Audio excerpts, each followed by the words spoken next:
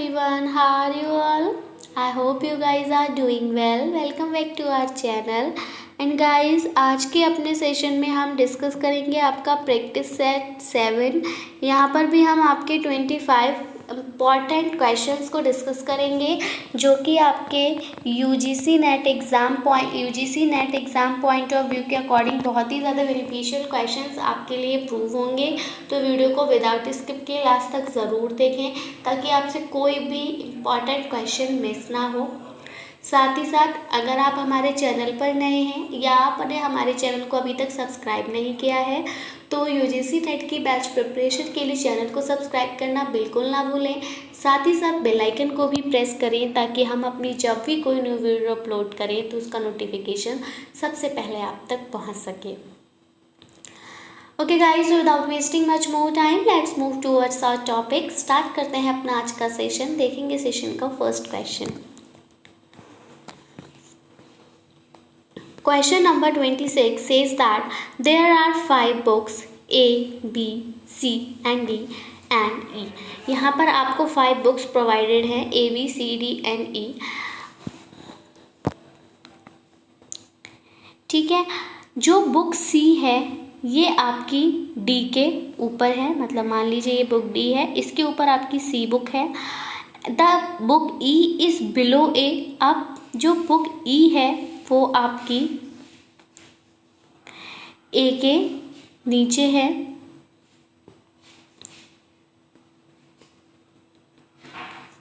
And B is below ई, और ये जो बी है ये आपकी ई से भी नीचे है। तो फिर आपसे पूछा है कि बॉटम पे आपकी कौन सी बुक है। तो बॉटम क्या होता है, बॉटम आपका नीचे वाला पार्ट होता है, सबसे नीचे वाला। तो सबसे नीचे आपकी कौन सी है, तो सबसे नीचे जो बुक है वो आपकी बी है। बॉटम क्या होता है, जो किसी सरफेस को टच कर रहा हो। तो सरफेस को तो हवा में तो उड़ नहीं रही होंगी बुक्स, तो किसी सरफेस को ही तो टच कर रही होगी ये वाली बुक। तो बॉटम पे आपकी कौन सी बुक है, book number B. So option number 2 is the correct answer for this question. आगे बढ़ेंगे, देखेंगे सेशन का next question. Logical reasoning is based on, जो लॉजिकल रीजनिंग होती है वो आपकी किस पे बेस्ड होती है। ट्रुथ ऑफ इन्वॉल्व प्रोपोजिशन, जो इन प्रोपोजिशंस को हम यूज़ करते हैं उन पे, उनके ट्रुथ पे, या फिर वैलिड रिलेशंस पे अमंग द इन्वॉल्व प्रोपोजिशन। जो भी इन्वॉल्व प्रोपोजिशंस हैं उनके वैलिड रिलेशन पे होती है आपकी लॉजिकल रीजनिंग, या फिर सिम्बॉलिक लैंग्वेज पे, या फिर ऑर्डिनरी लैंग्वेज पे। तो एम्प्लॉयमेंट की बात नहीं हो रही है कि हम जो लॉजिकल रीजनिंग है वो आपकी सिंबॉलिक लैंग्वेज के एम्प्लॉयमेंट पर बेस्ड है, ये ऑप्शन आपका गलत हो जाएगा। ऑर्डिनरी लैंग्वेज के एम्प्लॉयमेंट पर भी बेस्ड नहीं होता। आपकी जो लॉजिकल रीजनिंग होती है वो आपकी प्रोपोजिशंस पर ही बेस्ड होती है। और प्रोपोजिशंस की अगर हम बात करें तो प्रोपोजिशंस में जो भी वैलिड रिलेशंस जो है आपका वो होता है प्रोपोजिशन के बीच में, उस पर ही बेस होती है। सो option number B is the correct answer for this question. आगे बढ़ेंगे, देखेंगे सेशन का next question. And this question says that two propositions with the same subject and predicate terms but different in quality are. देखिए, इस type के question हम already discuss कर चुके हैं। मेरे बार बार क्वेश्चंस लाने का मोटिव यही है कि आप समझ सकें कि किस टॉपिक से आपसे किस पैरामीटर पर क्वेश्चंस पूछे जाएंगे। ठीक है, क्योंकि अगर हम completely through out topic wise तैयारी नहीं भी करते हैं और अगर हम जितना ज़्यादा हो सके क्वेश्चंस की प्रैक्टिस कर लेते हैं तो फिर हमें समझ आ जाता है कि किस टॉपिक से किस किस लेवल के क्वेश्चंस जो है वो पुटअप होते हैं। तो इस तरह से ये आपके लिए बहुत ही ज़्यादा हेल्पफुल रहता है। अगर आप भी एग्ज़ाम को क्रैक करना चाहते हैं, आप क्रैक कर रहे हैं, आपने कोई कोचिंग नहीं किया है, आपने कोई पर्टिकुलर प्रिपरेशन नहीं की है उस एग्ज़ाम के लिए, तो आप अगर क्वेश्चंस की प्रैक्टिस डेली कर रहे हैं, नॉट मोर देन आप 20-25 क्वेश्चंस भी अगर डेली देख रहे हैं तो आपके लिए सफिशिएंट है कि आप एग्ज़ाम को क्रैक कर सकते हैं। तो यहाँ पर वही बात हो रही है, देखिए वही सेम क्वेश्चन है कि जो दो प्रोपोजिशंस होते हैं जिनमें सेम सब्जेक्ट और प्रेडिकेट टर्म्स होती हैं लेकिन डिफरेंट होते हैं वो क्वालिटी में, तो उनको क्या कहा जाता है। तो हम सभी को पता है वो आपके क्या होते हैं, सब ऑल्टर्न होते हैं। ठीक है, मतलब क्या होता है इनमें, ये सेम तो रहते हैं आपके, ठीक है, सम सेम प्रेडिकेट और सब्जेक्ट टर्म्स तो मिलेंगी, लेकिन जो इनकी क्वालिटी होती है वो अलग अलग होती है, इसीलिए इनको सब ऑल्टर्न कहा जाता है। Option number C is the correct answer for this question. Question number 29, the premises of a valid deductive argument. अब जो वैलिड डिडक्टिव आर्ग्यूमेंट है इसका प्रेमिसेस जो है वो क्या होगा या क्या कर, देखिए तो जो प्रेमिसेस होता है वैलिड डिडक्टिव आर्ग्यूमेंट का, वो क्या हमें कुछ एविडेंस देता है उसके कंक्लूजन के लिए, या फिर कोई भी एविडेंस नहीं देता है कंक्लूजन के लिए, या फिर इररेलेवेंट रहता है कंक्लूजन में, या फिर कंक्लूसिव एविडेंस देता है कंक्लूजन के लिए। तो अगर हम वैलिड डिडक्टिव आर्ग्यूमेंट में प्रेमिसेस की अगर बात करते हैं तो जो प्रेमिसेस होता है वो प्रेमिसेस क्या होता है, जो भी आपको दो या तीन लाइंस दी गई होंगी तो उनका आपको एक कंक्लूजन दिया जाता है कि इन दो जो 2 या 3 स्टेटमेंट्स आपने पढ़ी, इन 2-3 स्टेटमेंट से क्या रिजल्ट निकल रहा है। तो यानी कि तो ये जो प्रेमिसेस होता है ये हम क्या देता है, ये कंक्लूसिव एविडेंस देता है कंक्लूजन के लिए। ठीक है, सो option number D is the correct answer for this question. Next question number 30, syllogistic reasoning. अब देखिए साइलोजिस्टिक रीजनिंग को भी हम ऑलरेडी डिस्कस कर चुके हैं, तो आपका साइलोजिस्टिक रीजनिंग से भी क्वेश्चंस पूछे जाते हैं जब बात आती है आपके रीजनिंग क्वेश्चंस की।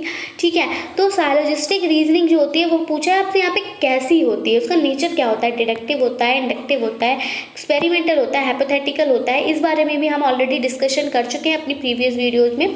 तो साइलोजिस्टिक रीजनिंग जो होती है वो आपकी डिडक्टिव होती है नेचर में। Option number A is the correct answer for this question. आगे बढ़ेंगे, देखेंगे सेशन का नेक्स्ट क्वेश्चन, और यहाँ पर आपको 31 से 33 तक के क्वेश्चंस जो हैं वो आपको एक इमेज दे रखी है, उस इमेज पर बेस्ड हैं वो क्वेश्चंस, और उस इमेज की बेसिस पे आपको क्वेश्चन आंसर करने हैं। तो यहाँ पर आपको 3 सर्कल्स दिए हुए हैं, जिसमें कि एक सर्कल आपका ग्रेजुएट्स का है, दूसरा क्लर्क का है, तीसरा गवर्नमेंट एम्प्लॉयज़ का है, और ये सारे सर्कल एक दूसरे को इंटरसेक्ट कर रहे हैं, यानी कि हम कह सकते हैं कि ये आपका क्या बना रहे हैं, ये आपका वेन डायग्राम बना रहे हैं, और वेन डायग्राम से आपके क्वेश्चंस रीजनिंग के में पूछे ही जाते हैं।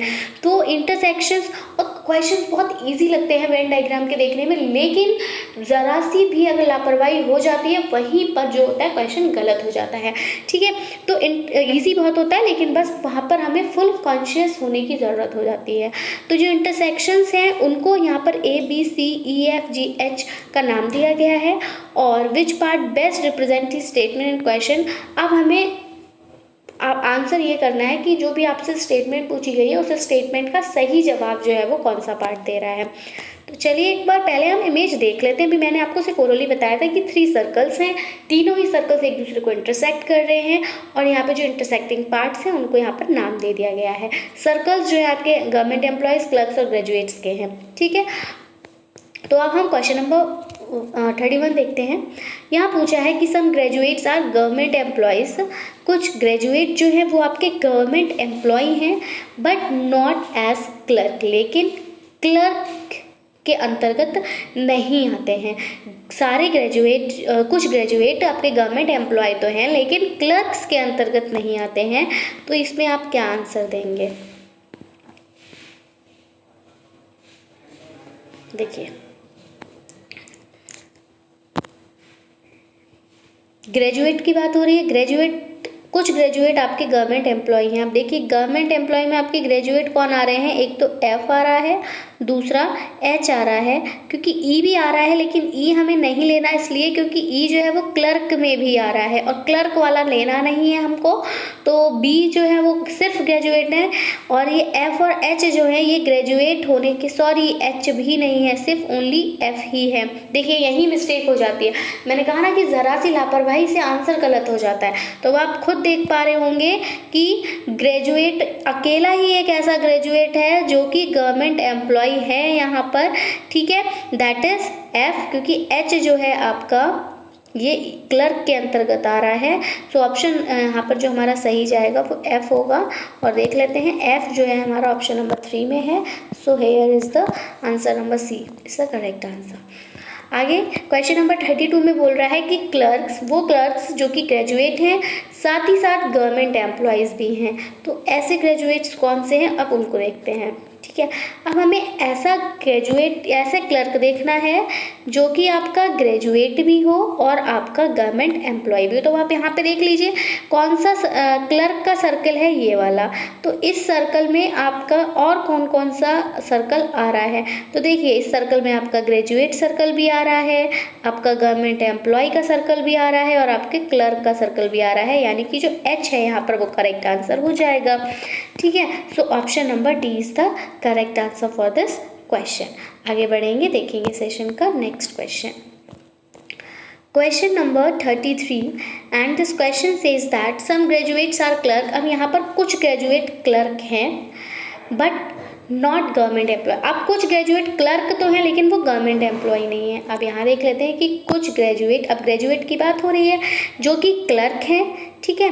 कुछ ग्रेजुएट आपके क्लर्क तो हैं लेकिन गवर्नमेंट एम्प्लॉय नहीं है। आप अगर देखिए एफ और एच में आता कुछ तो ये आपके गवर्नमेंट एम्प्लॉय हो रहे हैं, तो इसलिए ये वाला सर्कल तो पूरा कट जाएगा। और जब इस सर्कल को हम कट कर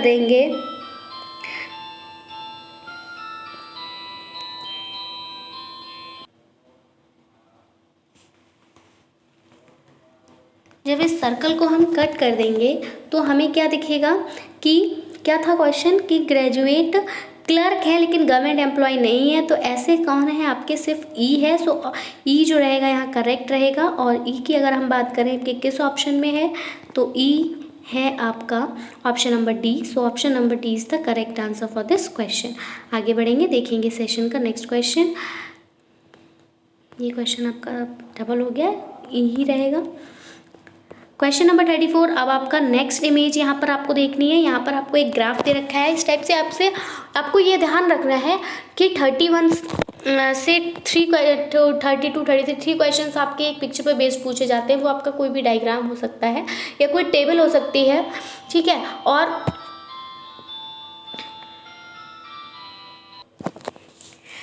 ठीक है, तो कोई टेबल हो सकती है, कोई आपका जैसे डायग्राम टाइप हो सकता है, वहाँ से आपसे क्वेश्चन पूछे जाएंगे। और यहाँ पे आपसे कुछ क्वेश्चन जो 1 क्वेश्चन या 2 क्वेश्चन रहता है वो आपका किसी और इमेज से पूछा जाता है। ऐसा हर क्वेश्चन पेपर में नहीं होता। यहाँ आपसे ऐसा हुआ है कि 2 इमेजेस से क्वेश्चन पूछा है, अदरवाइज नहीं होता। बहुत ज़्यादा रेयर केसेस पे कहीं होता है, ठीक है। तो 34 और 35 क्वेश्चन जो हमें यहाँ पर आंसर करना है वो हमें इस ग्राफ की बेसिस पे करना है, ठीक है। इस ग्राफ को हम एक बार देख लेते हैं। यहाँ पे आप फर्म्स देख रहे हैं और इधर आप प्रॉफिट ग्रोथ रेट देख रहे हैं, ठीक है। और फिर अब हम इस एक बार इमेज देखने के बाद क्वेश्चंस देख लेते हैं।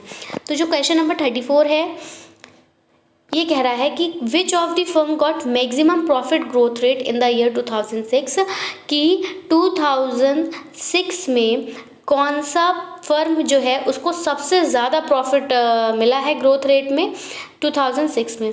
तो अब आप अब यहाँ पे देखिए, आप इमेज जब आप देख रहे होंगे तो आपको ये सर्कल दिखाई दे रहा है। तो ये जो सर्कल है ये 2006 के लिए है और ग्रोथ रेट बताने का, और 2007 के लिए जो ग्रोथ रेट है वो आपका ये स्क्वायर बता रहा है। अब आपको ये बताना है कि 2006 में किस फर्म में सबसे ज़्यादा ग्रोथ रेट था। तो सबसे ज़्यादा ग्रोथ रेट आपको कहाँ दिखाई दे रहा है? सबसे ज़्यादा ग्रोथ रेट आपको यहाँ दिखाई दे रहा है, ठीक है, यहाँ दिखाई दे रहा है। तो ये आपको किस फर्म में दिखाई दे रहे हैं? सी और ई में। तो अब हम ऑप्शन देखते हैं एक बार। So here the correct option for this question is C E and it is here in option number B. आगे देखेंगे, question number 35 says that which of the firms got maximum profit growth rate in the year 2007। अब आपसे same वही question पूछा है कि 2007 में अगर हम बात करें तो सबसे ज़्यादा प्रॉफिट किस फर्म को मिला है। तो अभी आप यहाँ पर देख लीजिए, जो स्क्वायर से डिनोट कर रहे होंगे वो आपके 2007 का है। तो 2007 में आप देख रहे हैं कि आपको सबसे ज़्यादा प्रॉफिट कहाँ दिखाई दे रहा है? एक तो आपको यहाँ दिखाई दे रहा है, दूसरा यहाँ दिखाई दे रहा है, तीसरा यहाँ दिखाई दे रहा है। सबसे ज़्यादा एक मतलब मैक्सिमम प्रॉफिट यही है। अब बात करें तो फर्म है आपकी बी, डी एंड एफ। अब हम यहाँ पर देखते हैं आपका करेक्ट आंसर। तो बी, डी एंड एफ जो है ये आपको ऑप्शन नंबर ए में दिखाई दे रहा है। सो option number A is the correct answer for this question. बहुत ज़्यादा इजी ग्राफ था, कभी कभी थोड़े टफ भी आ जाते हैं बट कभी इजी भी आ जाते हैं। Next question number 36 says that the accounting software tally was developed by. जो अकाउंटिंग सॉफ्टवेयर होता है टैली, आप सभी ने सुना होगा, जब आपने कंप्यूटर कोर्स किया होगा, आपका बेसिक डिप्लोमा रहा होगा, तो वहाँ पर आपके कुछ टाइम ड्यूरेशन का टैली रहा था। कुछ लोग पर्टिकुलरली अलग से कोर्स लेते हैं टैली का, जो कि आपके अकाउंटिंग वगैरह में यूज़ किया जाता है। ठीक है, आप वहाँ पर टैली का यूज़ करते हैं। तो ये जो टैली है ये किसने डेवलप की थी, बेसिकली आपसे यहाँ पर ये पूछा, तो आप ये समझ सकते हैं कि कंप्यूटर के क्वेश्चंस आपके यहाँ से स्टार्ट हो रहे हैं, कंप्यूटर सब्जेक्ट के, और यहाँ पर आपसे क्वेश्चंस किस किस पैरामीटर पर पूछे जाते हैं ये भी आप देख लीजिए कि टैली जो था ये आपके कंप्यूटर डिप्लोमा के अंतर्गत आ रहा है, उसका भी आपसे पूछ लिया कि उसका जो डेवलपमेंट है वो किसके द्वारा हुआ। तो ये जो टैली है इसका डेवलपमेंट जो था आपका ये हुआ है आपका TCS के द्वारा, ये आपको याद रखना है। आगे बढ़ेंगे, देखेंगे सेशन का next question and question number 37 says that errors in computer programs are called. अब जो कंप्यूटर कोई भी कंप्यूटर प्रोग्राम होता है उसमें जो एरर्स आते हैं उनको क्या कहा जाता है। तो अगर हम बात करें जो एरर्स होते हैं कंप्यूटर प्रोग्राम में, क्या उनको फोलीज कहा जाता है, क्या उनको मिस्टेक्स। अब आप एरर से जो होगा आपका माइंड एरर मिस्टेक्स पे आ रहा होगा, क्योंकि एरर भी गलती होती है, मिस्टेक भी गलती होती है। ठीक है, लेकिन ऐसा नहीं है, ये एक ऑप्शन का कट हो जाएगा। तो बग्स आ रहे हैं और आपका स्पैम आ रहा है, कहीं ना कहीं कुछ स्टूडेंट अगर पढ़ के नहीं जाएंगे तो वो स्पैम भी मार्क करेंगे। क्यों? क्योंकि आप लोगों ने सुना है कि स्पैम मैसेजेस वगैरह होते हैं और वो आपके गलत होते हैं, तो इसलिए आप स्पैम पे भी करेंगे। लेकिन स्पैम भी नहीं होगा। अगर आपने हमारी वीडियोस देखी हैं तो हम आपको बग्स और स्पैम के बीच में डिफरेंस बता चुके हैं। तो यहाँ पर जो हमारा करेक्ट आंसर रहने वाला है, और इस बग से रिलेटेड भी हमने क्वेश्चन डिस्कस किया है, वो बग ही है आपका कि कंप्यूटर प्रोग्राम में जो एरर होती है उसको बग कहा जाता है, और इसको हम आपको ऑलरेडी अपनी प्रीवियस वीडियो में एक्सप्लेन कर चुके हैं। आगे बढ़ेंगे, देखेंगे सेशन का next question and this question is that HTML is basically use to design. अब HTML जो है वो आपका किसको डिज़ाइन करने के लिए यूज़ होता है। सबसे पहले HTML की मुझे फुल फॉर्म बता दीजिए कमेंट सेक्शन में कमेंट करके। ये भी पता होना चाहिए, ज़रूरी नहीं कभी हमसे बेसिक भी पूछ ले जाता है, तो बहुत ज़्यादा बेसिक है, लेकिन आपको पता होना चाहिए कि इसकी जो आपकी फुल फॉर्म है that is hypertext markup language. ठीक है, तो इसका यूज़ किसको डिज़ाइन करने के लिए किया जाता है। क्या वेब पेज को डिज़ाइन करने के लिए किया जाता है, क्या वेबसाइट को डिज़ाइन करने के लिए किया जाता है, ग्राफिक्स को डिज़ाइन करने के लिए किया जाता है, या फिर टेबल्स एंड फ्रेम्स को डिज़ाइन करने के लिए किया जाता है। तो यहाँ पर जो करेक्ट आंसर रहने वाला है आपका इस क्वेश्चन के लिए that is option number A, that is web page. आप वेब पेज को जब डिज़ाइन करते हैं तो वहाँ पर आप HTML का इस्तेमाल करते हैं। आगे बढ़ेंगे, देखेंगे सेशन का next question and this question says that micro processing is made for. अब जो माइक्रो प्रोसेसिंग है वो किसके लिए बनाई जाती है। तो माइक्रो प्रोसेसिंग का यूज़ हम क्या कंप्यूटर के लिए उसको बनाते हैं, या फिर हम डिजिटल सिस्टम के लिए बनाते हैं, कैलकुलेटर के लिए बनाते हैं, या फिर इलेक्ट्रॉनिक गुड्स के लिए बनाते हैं। तो देखिए माइक्रो प्रोसेसिंग का मतलब है कि बहुत ज़्यादा छोटी मात्रा में प्रोसेसिंग होना। तो जब बहुत ज़्यादा छोटी मात्रा में प्रोसेसिंग की जा रही है तो ये किसके लिए बनी होगी। क्लियर सी बात है, कंप्यूटर तो हमारा बहुत सालों पहले से चल रहा है। ठीक है, कैलकुलेटर का यूजेस भी हम कर रहे हैं, इलेक्ट्रॉनिक गुड्स भी हमारे पहले से आए हैं, लेकिन ये जो डिजिटल सिस्टम है ये अभी रिसेंटली ही इसका यूज़ जो है वो ट्रेंड में आया है। तो जो माइक्रो प्रोसेसिंग है वो आपका डिजिटल सिस्टम के लिए ही बनाया गया है। आगे देखेंगे question number 40 and this question says that information a combination of graphics, text, sound, video and animation is called. जो इन्फॉर्मेशन होती है, जो ग्राफिक्स है उसका जो कॉम्बिनेशन है, आपका टेक्स्ट होता है, साउंड है, वीडियो है, एनिमेशन है, इन सबको इकट्ठा अगर हम कुछ बोलते हैं, कलेक्टिवली अगर हम इनको एक नाम दें तो कलेक्टिवली आप इनको क्या नाम देंगे। ठीक है, अब आपसे अगर आपको इन सब के बारे में बोलना है तो आप बताना है कि ये सारी चीज़ें आपके पास अवेलेबल है, ये सारे जो ऑप्शंस हैं ये आपके पास अवेलेबल है। तो आप ये तो ना कहो कि मेरे पास इन्फॉर्मेशन भी है, मेरे पास कॉम्बिनेशन ऑफ ग्राफिक्स भी है, मेरे पास टेक्स्ट है, साउंड है, इन सबको आप एक वर्ड में यूज़ कर लें कि मेरे पास ये है। तो ये आप कैसे बोलोगे। तो मतलब इसके लिए हम इसको क्या कहा जाता है। तो ये जो होता है इसे हम क्या मल्टी प्रोग्राम कहते हैं, क्या मल्टीफेसेट कहते हैं, क्या मल्टीमीडिया कहते हैं, मल्टी प्रोसेस कहते हैं। तो देखिए ये क्वेश्चन भी हम ऑलरेडी डिस्कस कर चुके हैं यहाँ पर हम ऑप्शंस के साथ।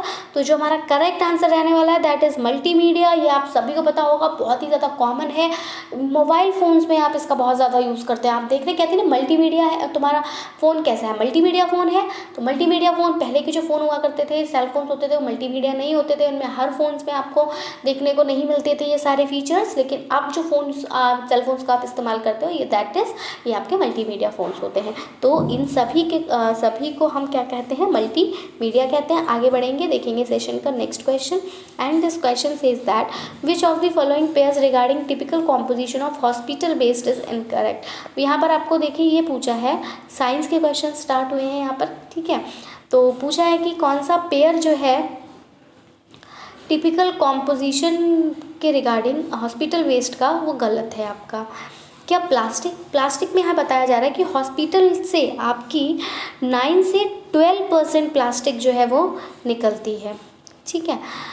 बताया जा रहा है हॉस्पिटल वेस्ट में आपका मेटल का जो प्रतिशत रहता है वो 1 से 2% रहता है। सिरेमिक सिरेमिक मेटल्स वगैरह होते हैं, उनका जो सिरेमिक कोटिंग वगैरह जो की जाती है, तो उन सिरेमिक कोटिंग्स का जो वेस्ट रहता है वो आपका 8 से 10% रहता है। और जो आपका बायोडिग्रेडेबल वेस्ट रहता है वो आपका 35 to 40% रहता है। अब आपसे पूछा है कौन सी बात यहाँ पर गलत है, कौन सा ऑप्शन जो है वो यहाँ पर गलत है। तो देखिए सही बात है, बायोडिग्रेडेबल वेस्ट की अगर हम बात करें हॉस्पिटल्स में, तो आपका हॉस्पिटल से जो बायोडिग्रेडेबल वेस्ट निकलता है वो आपका 35 से 40% ही निकलता है। सिरेमिक कोटिंग्स वगैरह का जो वेस्ट आपका निकलता है ये आपका 8 to 10% निकलता है, करेक्ट है। मेटल्स जो होते हैं आपके, ये भी आपके 1 to 2% ही निकलते हैं, इट्स ऑल्सो करेक्ट। लेकिन जो प्लास्टिक वेस्ट है आपका वो 9 to 12% नहीं निकलता है। So this option is incorrect and हमें इनकरेक्ट ही बताना है। तो option number A is the correct answer for this question.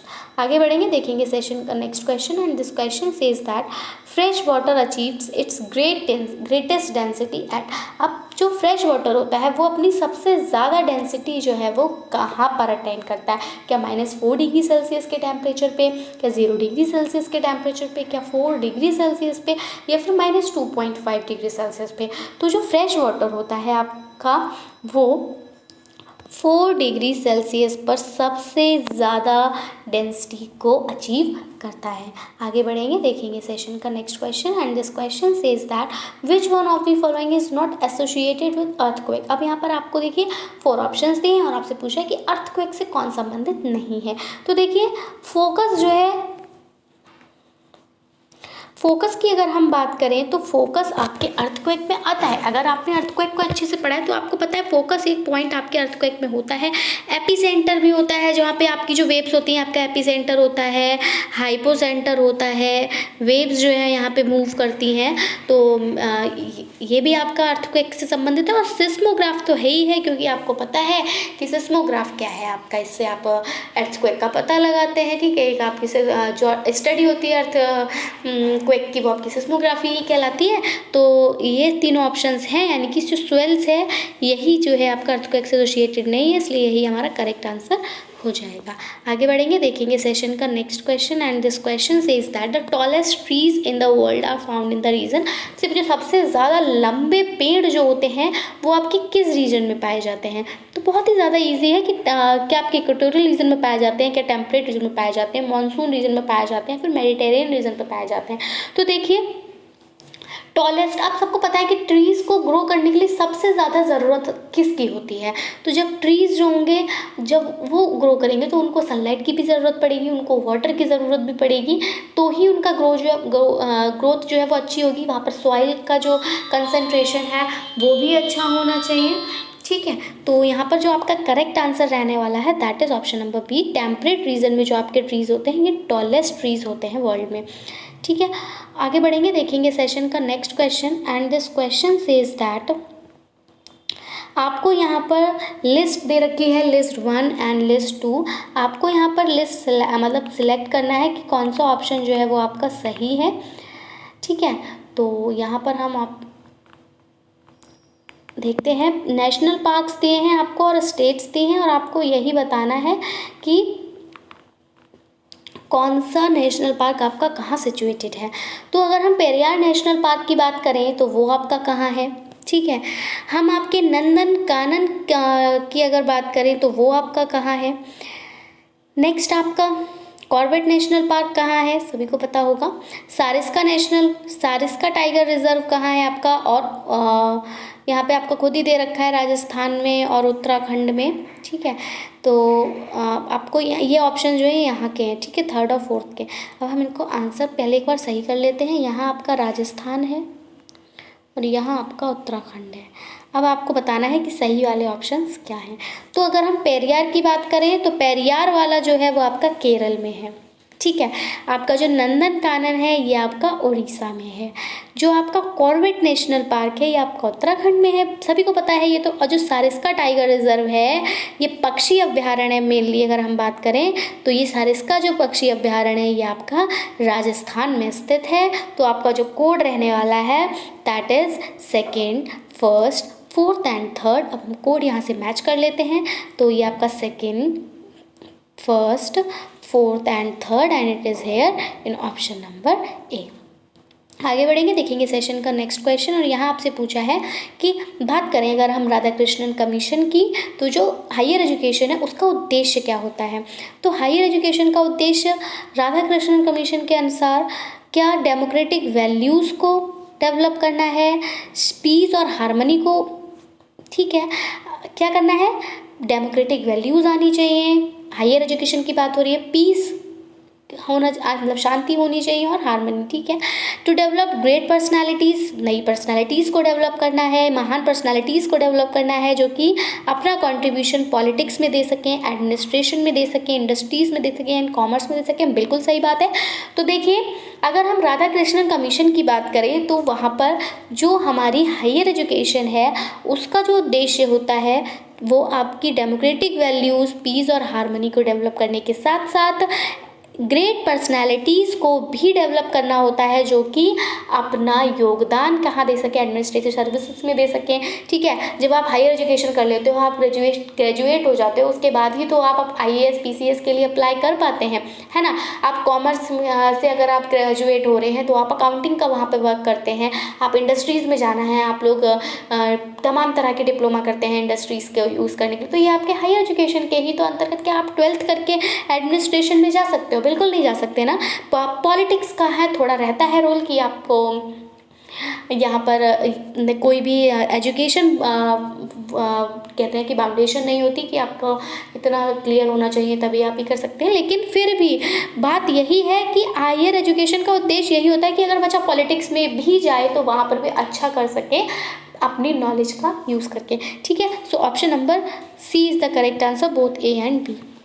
आगे बढ़ेंगे, क्वेश्चन नंबर 47 एंड यहाँ आपसे पूछा है कि जो नेशनल म्यूज़ियम है न्यू दिल्ली में वो किससे अटैच्ड है। क्या आपका दिल्ली यूनिवर्सिटी से अटैच्ड है, डीम्ड यूनिवर्सिटी से अटैच है, या फिर आपका सब ऑर्डिनेट ऑफिस से अटैच है JNU के, या फिर आपके ministry of tourism and culture से अटैच है। तो इसकी अगर हम बात करें तो जो नेशनल म्यूज़ियम है आपका वो आपका टूरिज्म और कल्चर से ही अटैच होगा। क्लियर सी बात है, यूनिवर्सिटीज़ तो यहाँ पर पढ़ाई की बात हो रही है और यहाँ पर आपका म्यूज़ियम है, यानी कि ये आपका क्या है, ये आपका एक तरह का टूरिज्म का ही भी टूरिज्म के लिए ही इसका यूज़ किया जाएगा। म्यूजियम आप क्या क्यों जाते हो, घूमने के लिए ही तो जाते हो, वहाँ देखने के लिए ही तो जाते हो, ठीक है। सो ये आपका टूरिज्म और कल्चर की मिनिस्ट्री का जो है वो पार्ट है। Option number D is the correct answer. अब आपसे यहाँ पर फिर से टेबल ही पूछी गई है। यहाँ टेबल्स में आप देखेंगे लोकेशन, आपको इंस्टीट्यूशंस दिया है और उनका लोकेशन दिया है कि कहाँ कहाँ है। तो आप देख लीजिए जो नेशनल लॉ है, नेशनल लॉ इंस्टीट्यूट है, तो उसके सामने आपका शिमला लिखना है, यहाँ थोड़ा गड़बड़ हो जाता है। इंडियन इंस्टीट्यूट जो है एडवांस स्टडीज़ का, उसके आगे आपको यहाँ भोपाल लिखना है। नेशनल जुडिशियल एकेडमी जो है, मैं फिर से यहाँ पे थोड़ा इसे ऊपर कर देती हूँ ताकि सारे आ जाएँ। तो नेशनल लॉ इंस्टीट्यूट के आगे आपको यहाँ शिमला लिखना है। Indian institute of advanced studies के आगे आपको भोपाल लिखना है।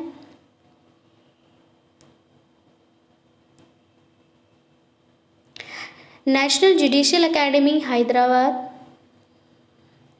ठीक है, and national saving institute Nagpur. अब हम इसको मैच कर लेंगे, इजी रहेगा।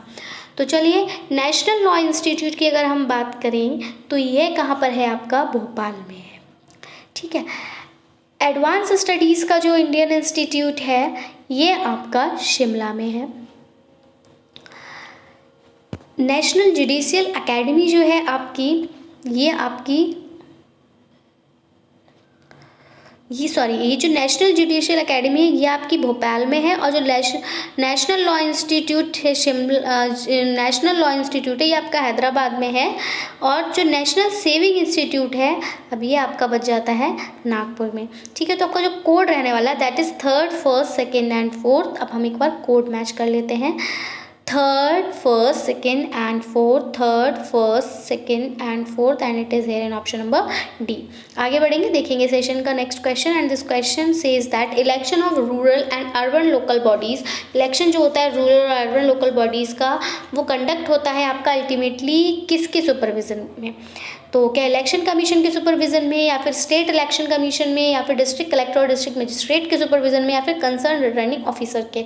तो देखिए, गांव का और शहर का जो इलेक्शन होता है जहाँ पर आपके प्रधान या फिर आपके ये महापौर, मेयर वगैरह चुने जाते हैं, तो इनके लिए जो इलेक्शन कंडक्ट कराती है वो आपकी स्टेट इलेक्शन कमीशन होता है, यानी कि स्टेट इलेक्शन कमीशन के सुपरविजन में आपके रूरल और अर्बन लोकल बॉडीज़ के इलेक्शंस जो हैं वो कंडक्टेड कराए जाते हैं। आगे बढ़ेंगे, देखेंगे सेशन का next question, and this question is that which opinion is not correct. यहाँ पर आपको ओपिनियन दिए हैं और पूछा कौन सा करेक्ट नहीं है। तो देखिए, education is the subject of concurrent list of 7th schedule of constitution of India. यहाँ पर आपसे कहा है कि जो 7th शेड्यूल है इंडिया कॉन्स्टिट्यूशन का, उसका एक कॉन्करेंट लिस्ट का एक सब्जेक्ट है एजुकेशन, या फिर यूनिवर्सिटी ग्रांट्स कमीशन जो है वो एक स्टैच्यूटरी बॉडी है, या फिर पेटेंट, इन्वेंशंस, डिज़ाइंस, कॉपीराइट और जो ट्रेडमार्क्स हैं वो सब्जेक्ट हैं आपके कंकरेंट लिस्ट के, या फिर इंडियन काउंसिल जो है सोशल साइंस रिसर्च का वो एक स्टैच्यूटरी बॉडी है जो कि आपकी रिसर्च से रिलेटेड है सोशल साइंसेस में। सो यहाँ पर जो आपका करेक्ट ऑप्शन है that is option number C, patent, invention और जो डिज़ाइन, कॉपीराइट और ट्रेडमार्क्स जो हैं यही आपके कंकरेंट लिस्ट के सब्जेक्ट्स हैं। सो आई होप आपको वीडियो पसंद आया होगा। वीडियो पसंद आया हो तो प्लीज़ वीडियो को लाइक करें, साथ ही साथ अपने फ्रेंड्स में शेयर करें ताकि उनको भी इसका बेनिफिट मिल सके। So that's it from my side. I will be coming back with some new important questions. Till then take care and bye bye. Thanks for watching. Thanks, have a nice day.